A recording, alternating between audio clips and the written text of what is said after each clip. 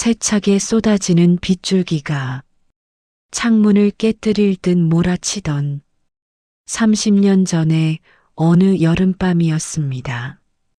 38배 정숙 씨는 퉁퉁 부어오른 다리를 이끌고 차가운 부엌 바닥에 앉아 있었습니다. 내일 있을 시아버지의 제사 음식을 홀로 준비하느라 벌써 사흘째 제대로 잠도 자지 못한 상태였지요. 아으, 허리야. 현우야, 조금만 참아. 엄마가 얼른 이것만 붙이고 젖 줄게. 방 안에서는 갓 돌을 지난 아들 현우가 배가 고프다며 자지러지게 울어댔습니다. 하지만 정숙 씨는 아이를 안아줄 수도 없었습니다. 기름기가 잔뜩 묻은 손으로 전을 뒤집어야 했고 안방에서는 시어머니의 서슬퍼런 호통이 들려왔기 때문입니다. 예, 애 울음소리 안 들리니? 제사 음식이 정성이지. 젊은 애가 벌써부터 곡소리를 내면 조상님이 복을 주시겠어? 얼른 끝내고 애 입이나 막아라. 정숙 씨는 눈물인지 땀인지 모를 액체를 소매로 닦아내며 생각했습니다. 내 인생은 왜 이렇게 비참할까? 나도 귀하게 자란 딸인데 왜 이 집에서는 그림자처럼 살아야 할까? 그때 결심했습니다. 내 자식만큼은, 그리고 내 자식이 데려올 사람만큼은 절대 이런 눈물을 흘리게 하지 않겠노라고. 그것이 정숙 씨가 지난 30년을 버텨온 유일한 약속이었습니다. 세월은 화살처럼 흘러 어느덧 정숙 씨는 환갑을 훌쩍 넘긴 나이가 되었습니다. 30년 전 다짐했던 대로 그녀는 아들 현우를 금지옥엽으로 키워냈고 며느리 지혜를 맞이할 때도 너는 내 딸이다라며 따뜻하게 안아주었습니다. 하지만 아이러니하게도 정숙 씨가 그토록 혐오했던 희생의 대물림은 형태만 바뀐 채 다시 시작되고 있었습니다. 어머니, 저희 왔어요. 와, 오늘 메뉴는 뭐예요? 엘리베이터 내리는데 벌써 고소한 냄새가 진동을 하더라고요. 엄마, 나 이번 주에 프로젝트 때문에 잠도 못 잤어. 엄마가 해준 보양식 먹어야 살 것 같아 갈비찜 했지? 정숙 씨는 아들의 수척해진 얼굴을 보니 마음이 약해져 오냐, 얼른 들어와라 하며 반깁니다. 하지만 정숙 씨의 몸은 이미 비명을 지르고 있었습니다. 일주일 내내 무거운 장바구니를 들고 시장을 오가느라 무릎엔 파스가 덕지덕지 붙어 있었고 아침부터 서서 음식을 준비하느라 손가락 끝은 감각이 없을 정도였습니다. 하지만 아들과 며느리는 그 파스 냄새조차 맡지 못하는 모양입니다. 식탁 위에는 화려한 만찬이 펼쳐졌습니다. 갈비찜, 잡채, 각종 나물과 정숙 씨가 직접 담근 물김치까지 며느리 지혜는 연신 젓가락을 움직이며 감탄사를 내뱉습니다. 어머님은 정말 대단하세요. 어떻게 이 많은 요리를 혼자 뚝딱 하세요? 저는 계란 프라이 하나 하는 것도 힘든데 역시 우리 어머님은 요리의 신이세요. 그럼 우리 엄마가 요리 하나는 끝내주지. 지혜야, 너도 엄마한테 좀 배워라. 엄마는 요리하는 게 스트레스 풀리는 취미라니까. 얼마나 다행이야, 그치? 취미라니요. 정숙 씨는 그 말을 듣는 순간 숨이 턱 막혔습니다. 뜨거운 가스불 앞에서 땀을 비 오듯 흘리고 기름때를 닦아내느라 지문이 다 닳아버린 이 고통이 자식들의 눈에는 그저 즐거운 놀이로 보였던 것입니다. 식사가 끝나자 며느리는 어머니, 저 요새 손등에 습진이 생겨서 물 닿으면 안 된대요. 설거지는 현우 씨 시킬까요? 라고 말하지만 현우는 이미 소파에 누워 코를 골고 있습니다. 결국 고무 장갑을 끼는 건 다시 정숙 씨의 몫입니다. 저녁 무렵 산더미처럼 쌓인 설거지를 하던 정숙 씨에게 심한 빈혈이 찾아왔습니다. 눈앞이 핑 돌며 중심을 잃는 순간 손에 들고 있던 도자기 접시가 바닥으로 떨어져 박살이 났습니다. 날카로운 파편이 정숙 씨의 발등을 스쳤고 붉은 피가 배어 나왔습니다. 소리를 듣고 달려온 현우의 입에서 나온 말은 정숙 씨의 심장을 얼어붙게 만들었습니다. 아이, 엄마! 진짜 왜 그래? 이거 지혜가 아끼는 한정판 접시란 말이야. 애들 거실에서 놀고 있는데 파편 튀면 어떡하려고 그래? 엄마 요새 자꾸 깜빡깜빡하고 덤벙대는데 차라리 가만히 좀 계시지.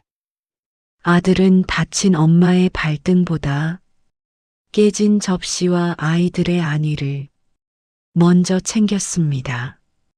뒤따라온 며느리 지혜 역시 어머, 내 접시 하며 울상을 지을 뿐 정숙 씨에게 괜찮냐는 말 한마디 건네지 않았습니다. 정숙 씨는 바닥에 주저앉아 피 흐르는 발등을 손으로 감싸 쥐었습니다. 30년 전 시어머니의 호통보다 더 차갑고 날카로운 비수가 가슴을 후벼 팠습니다. 그날 밤 정숙 씨는 한잠도 자지 못했습니다. 거울 속에 비친 늙은 여인은 평생을 타인을 위해 살다가 정작 자신은 껍데기만 남은 채 사라져가고 있었습니다. 그래, 이제는 멈춰야 할 때다. 내가 나를 사랑하지 않는데 누가 나를 사랑해 주겠니? 다음 주 토요일 정숙 씨는 평소와 전혀 다른 아침을 맞이했습니다. 엄마, 오늘 갈비찜 하기로 했지? 배고파 죽겠어. 하지만 거실로 들어선 아들 내외는 얼어붙고 말았습니다. 식탁 위에는 평소의 진수성찬 대신 흙 묻은 대파와 손질되지 않은 생닭, 포장도 뜯지 않은 양념통들이 덩그러니 놓여 있었습니다. 그리고 정숙 씨는 곱게 화장을 하고 남편 상철 씨의 손을 잡고 서 있었습니다. 정숙은 단호하고 차분하게 말했습니다. 현우야, 지혜야, 너희 왔니? 오늘부터 이 집 주말 주방은 폐업이다. 나는 오늘부터 박정숙이라는 이름으로 휴가를 떠나기로 했어. 재료는 거기 있으니 너희가 직접 차려 먹든 사 먹든 알아서 하렴. 전화는 받지 않을 거다. 어머니? 지금 농담하시는 거죠? 저희 오늘 데이트 가기로 했는데. 엄마, 갑자기 왜 이래? 우리가 뭘 잘못했다고? 정숙 씨는 아들의 외침을 뒤로하고 현관문을 나섰습니다. 문이 닫히는 소리가 그렇게 경쾌할 수 없었습니다. 30년 동안 그녀를 가두었던 헌신이라는 이름의 감옥문이 열리는 순간이었습니다. 정숙 씨가 현관문을 닫고 나간 뒤 집안에는 낯선 고요함이 찾아왔습니다. 아들 현우와 며느리 지혜는 한참 동안이나 닫힌 문만 멍하니 바라보았습니다. 평생 안 되라는 말을 할 줄 모르던 어머니의 서슬 퍼런 선언은 폭탄보다 강렬했습니다. 자기야, 어머님 진짜 나가신 거야? 저 복장 봐. 진짜 작정하신 것 같은데? 나 어떡해? 나 닭손질 같은 거 한 번도 안 해봤단 말이야. 아유, 엄마도 참. 나 피곤한 거 알면서 꼭 저러셔야겠어? 지혜야, 일단 닭 좀 씻어봐. 내가 인터넷으로 레시피 찾아볼게. 부엌은 순식간에 전쟁터가 되었습니다. 고무 장갑을 끼고 생닭 앞에 선 지혜는 비명을 지르기 바빴고 현우는 간장과 액젓을 구분하지 못해 우왕좌왕했습니다. 늘 정갈하게 정리되어 있던 양념통들이 오늘따라 왜 그리 낯선지 매주 토요일 정오가 되면 마법처럼 차려졌던 그 밥상이 사실은 수만 번의 칼질과 불 앞에서 견뎌낸 인내의 결과물이었다는 것을 부부는 이제야 온몸으로 부딪히며 깨닫기 시작합니다. 아, 뜨거! 지혜의 비명과 함께 바닥은 쏟아진 국물로 엉망이 되었습니다. 아이들은 배고프다며 울음을 터뜨립니다. 지혜는 결국 싱크대 앞에 주저앉아 머리를 감싸줍니다. 어머님은 이걸 매주 어떻게 혼자 다 하신 거야? 나는 한 끼 차리는 것도 이렇게 죽을 맛인데 자기야, 나 못하겠어. 그냥 시켜 먹자. 그 시각 정숙 씨는 남편 상철 씨의 팔짱을 끼고 도심 한복판을 걷고 있습니다. 수십 년 전 신혼 때나 느껴봤던 설렘이 발끝에서부터 올라옵니다. 정숙 씨는 백화점 1층 화장품 매장 앞에 멈춰 섰습니다. 화려한 조명 아래 반짝이는 립스틱들을 보며 그녀는 잊고 지냈던 자신의 얼굴을 가만히 들여다봅니다. 임자, 이 색깔 어울리네 하나 사요. 당신 그동안 맨날 애들 쓰다 남은 거나 바르고 다녔잖아. 아유, 당신도 참 이 나이에 무슨 빨간 립스틱이에요, 주책이야. 말은 그렇게 해도 정숙 씨의 입가엔 미소가 번집니다. 매장에서 직원이 정성껏 발라준 립스틱 하나에 정숙 씨는 자신이 마치 여왕이라도 된 것 같은 기분을 느낍니다. 두 사람은 늘 비싸서 돈 아깝다며 거절했던 분위기 있는 레스토랑에 앉았습니다. 창밖으로 지는 노을을 바라보며 상철 씨가 정숙 씨의 거친 손을 가만히 잡습니다. 정숙 씨 고생 많았어. 내 아내로 현우 엄마로 사느라 당신 인생은 뒷전이었지? 오늘 보니까 당신 참 고운 사람이네.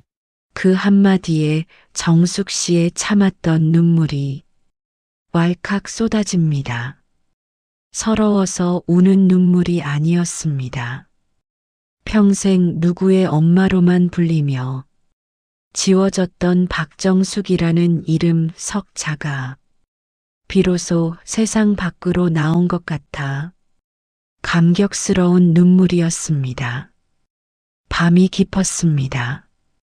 배달 음식으로 대충 끼니를 때운 현우는 난장판이 된 거실을 치우다 지쳐 소파에 기댔습니다. 평소라면 정숙 씨가 조용히 다 치우고 과일까지 깎아내왔을 시간입니다. 현우는 무심코 안방 문을 열었다가 정숙 씨의 화장대 위에 놓인 파스 한 장을 발견합니다. 엄마 무릎 아프다고 하셨을 때 그냥 그런가 보다 했는데 이 독한 파스를 매일 붙이고 우리 밥상을 차리신 거야? 현우는 지난주 자신이 했던 말을 떠올립니다. 엄마는 요리하는 게 취미잖아. 그 말이 얼마나 잔인한 비수였는지 이제야 알 것 같습니다. 며느리 지혜 역시 정숙 씨가 쓰던 앞치마를 세탁기에 넣으려다 멈칫합니다. 앞치마 곳곳에 밴 찌개 냄새와 기름 얼룩들이 마치 정숙 씨의 훈장처럼 보였기 때문입니다. 자기야, 우리 정말 잘못했다. 어머님은 우리를 사랑해서 다 참으신 건데, 우리는 그걸 당연한 권리라고 생각했어. 어머님이 왜 그렇게 화가 나셨는지 이제야 알 것 같아. 현우는 떨리는 손으로 메시지를 적습니다. 엄마, 미안해. 엄마가 흘린 땀방울을 한 번도 제대로 닦아드린 적이 없네. 오늘 우리가 직접 해보려니 엄마가 얼마나 위대했는지 알겠어. 내일 오면 우리가 엄마 좋아하는 청국장 끓여놓고 기다릴게. 사랑해, 엄마. 다음 날 아침 정숙 씨와 상철 씨가 집으로 돌아왔습니다. 화를 내며 들어올 거라 예상했던 자식들의 예상과 달리 정숙 씨의 얼굴은 온화하고 평온했습니다. 집 안에 들어서자 낯선 냄새가 코끝을 스칩니다. 조금은 탄 냄새가 섞인 청국장 냄새였습니다. 엄마, 오셨어요? 어서 앉으세요. 지혜랑 저랑 어제 새벽부터 유튜브 보고 끓였는데 맛은 장담 못해도 정성은 가득 담았어요. 어머니, 어제 저 정말 많이 반성했어요. 이제 토요일은 무조건 가족 요리의 날로 정했어요. 재료는 저희가 사오고 요리는 같이 배우면서 하고 설거지는 현우 씨가 전담하기로 했거든요. 정숙 씨는 아들이 내민 밥숟가락을 가만히 봅니다. 국물은 짜고 두부는 으깨졌지만 그 안에는 자식들의 미안함과 뒤늦게 깨달은 사랑이 녹아 있었습니다. 정숙 씨는 한술 크게 떠 입에 넣고 환하게 웃었습니다. 맛있네. 우리 현우랑 지혜가 차려주니까 세상에서 제일 맛있는 밥상이다. 그날 이후 정숙 씨의 집은 더 이상 독박 노동의 장소가 아니었습니다. 정숙 씨는 매주 화요일 노래 교실에 다니기 시작했고 목요일엔 복지관에서 컴퓨터를 배웁니다. 가끔 며느리 지혜가 어머니, 이번 주말은 저희가 애들 데리고 캠핑 갈 테니 두 분이서 영화 보고 오세요. 라며 영화 티켓을 보낼 때면 정숙 씨는 기분 좋게 멋을 부리고 외출에 나섭니다. 어느덧 따스한 햇살이 내리쬐는 오후 정숙 씨는 베란다 작은 정원에서 화초를 가꾸며 일기장을 펼칩니다. 30년 전 시어머니 밑에서 흘렸던 눈물로 시작된 그녀의 인생 기록은 이제 스스로를 향한 응원과 가족의 웃음소리로 가득 차 있습니다. 나의 황혼은 지는 해가 아니라 내일의 태양을 기다리는 노을이다. 누군가의 아내로, 엄마로 살았던 시간들도 소중하지만 박정숙이라는 내 이름을 사랑하며 사는 지금이 내 인생에서 가장 빛나는 순간이다. 정숙 씨는 이제 더 이상 부엌대기 박 씨가 아닙니다. 그녀는 자기 인생이라는 무대 위에서 가장 화려하게 빛나는 주인공입니다. 자식들에게 모든 것을 내주는 것만이 정답이라 믿었던 이 시대에 모든 부모님들께 정숙 씨는 말합니다. 당신이 행복해야 가족이 행복합니다. 당신의 인생을 찾으세요. 가족은 희생을 먹고 자라는 나무가 아니라 서로의 노고를 인정하고 나누는 숲이어야 합니다. 정숙 씨가 선포한 황혼의 안식일은 이제 이 집의 가장 소중한 전통이 되었습니다. 창밖으로 비치는 따사로운 봄볕이 정숙 씨의 환한 미소를 비춥니다. 내 인생의 주인공은 언제나 나였다는 사실을 잊지 않은 채 말입니다.